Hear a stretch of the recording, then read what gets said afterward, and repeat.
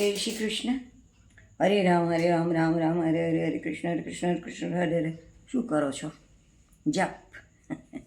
પણ આ તમે જપ જે મંત્ર દ્વારા કરો છો ને, એ મંત્ર ખરેખર તો પોકાર પાડવાનો મંત્ર છે. હરે રામ રામ રામ હરે હરે. મેં એક બેનને પૂછ્યું હતું કે આનું ગુજરાતી શું થાય. તેમણે મને કીધું બેન આ ગુજરાતી જ છે. મેં કીધું ના, આ સંસ્કૃત છે. હરે એ હરિ શબ્દનો 8મી વિભક્તિનું રૂપ છે. હરિ શબ્દનું 8મી વિભક્તિનું રૂપ હરે થાય. હરિ એટલે હરિ, પણ હરે એટલે હે હરિ. રામ એટલે રામ, પહેલી વિભક્તિ એક વચન. પણ રામ એકલું હોય, રામ નહીં, પણ રામ હોય તો એ 8મી વિભક્તિ એક વચન છે. 8મી વિભક્તિ સંબોધનની છે.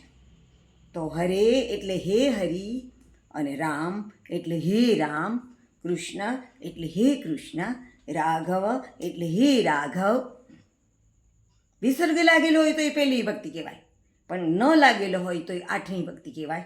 એટલે કે એ સંબોધનાર્થે છે. એટલે તમારે હે કૃષ્ણ એવો એનો અર્થ થાય. તો હે કૃષ્ણ કૃષ્ણ કૃષ્ણ એમ બોલાય? પોકાર પાડવાનું તો પોકાર પાડવો પડે. હવે માનો કે આપણે શંકર ભગવાનને હરને પોકાર પાડવો છે, તો એ મૂળ શબ્દ છે હર હ, એટલે શંકર ભગવાન. પણ હર એ 8મી વિભક્તિ છે, સંબોધનાર્થ છે. હર હર એટલે હે શંકર ભગવાન, હે શંકર ભગવાન.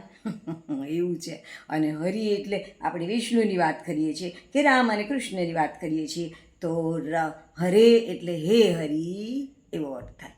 તો એને પોકારની જેમ બોલવું જોઈએ આપણે. હરે રામ હરે રામ હરે રામ હરે રામ, અથવા તો હરે રામ રાઘવ રામ રાઘવ રક્ષમામ, હરે કૃષ્ણ કેશવ કૃષ્ણ કેશવ પાહી મામ. કોઈ પણ રાગે પોકાર પાડો. હરે રામ રામ રામ હરે હરે, હરે કૃષ્ણ કૃષ્ણ કૃષ્ણ હરે હરે. જય શ્રી કૃષ્ણ.